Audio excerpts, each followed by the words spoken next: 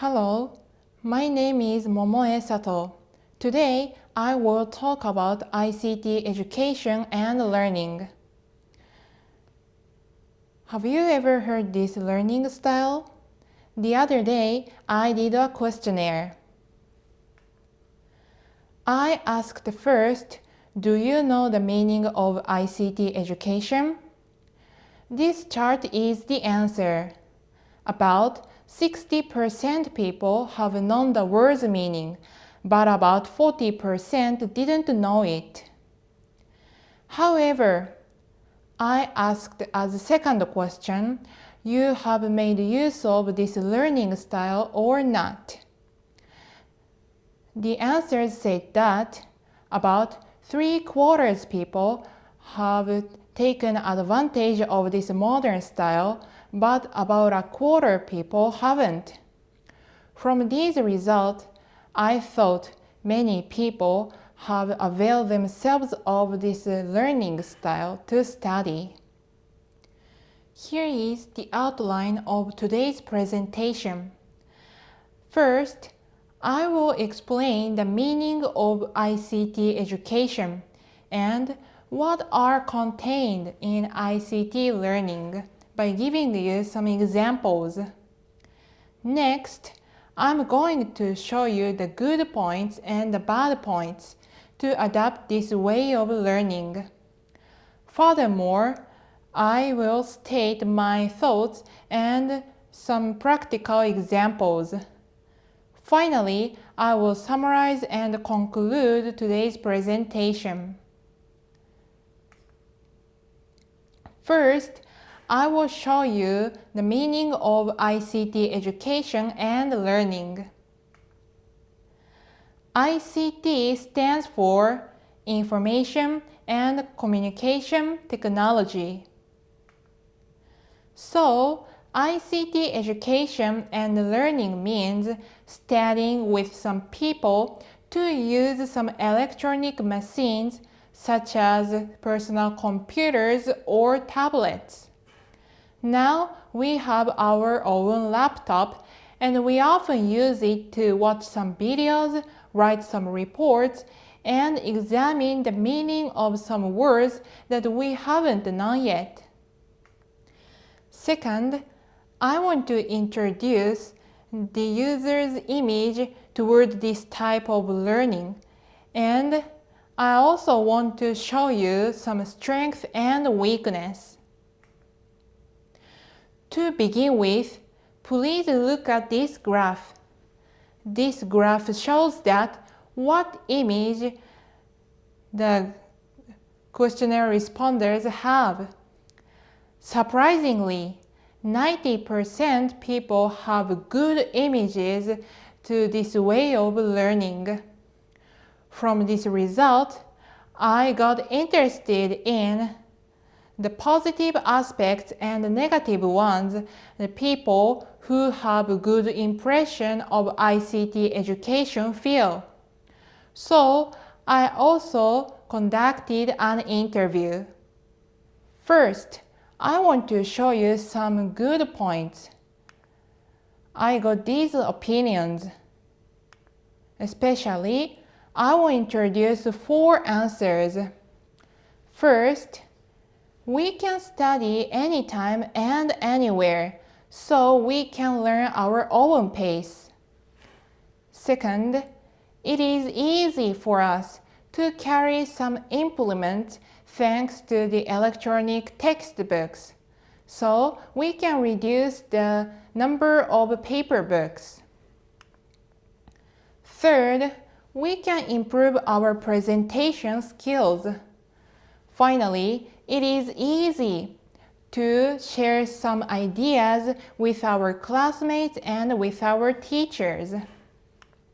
This paper I'm about to present also says that ICT education has a positive effect about this point.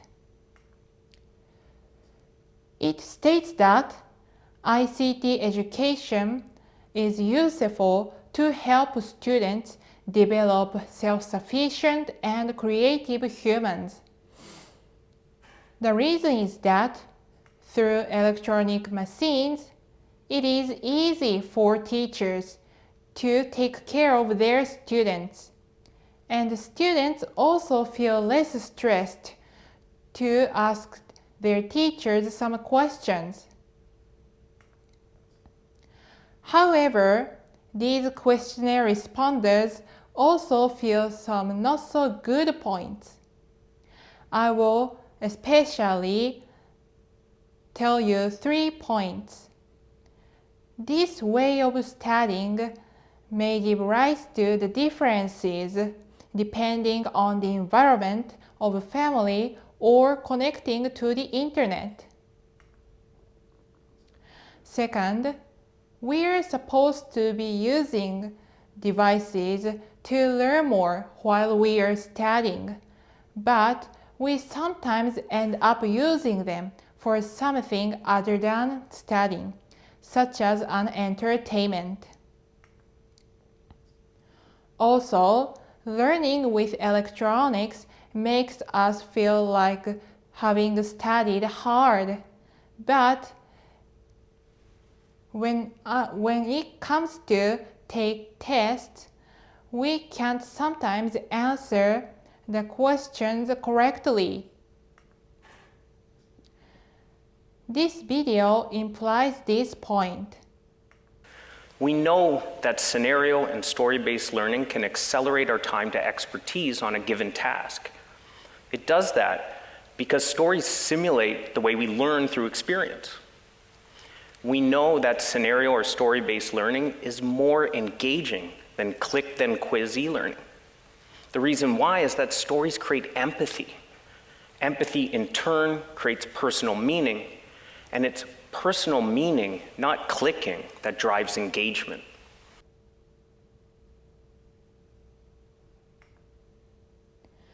Third, I will make my opinion clear by giving you some actual examples of mine. I think ICT education has both good and bad points, but I believe that going to school with writing materials is more efficient than taking online classes and learning with electronic machines. But of course, I use my computers to improve my understanding through videos and pictures, for instance. So, when I asked in a questionnaire, do you want to start or continue studying with ICT in the future? All responders said yes, and I also think so. However, when I want to study seriously, I make it a rule to use paper textbooks, reference books, notebooks, and some handouts. Also, I hold in my hand a mechanical pencil or a ballpoint pen. I have 3 reasons to do so. First, to keep knowledge firmly to myself, studying by turning pages on some books is easier to comprehend and memorize than studying, clicking, and sliding on the screen. I think many people must have experienced when we learn some English words that we haven't known yet. It is easy to memorize by using a word book than by using some applications.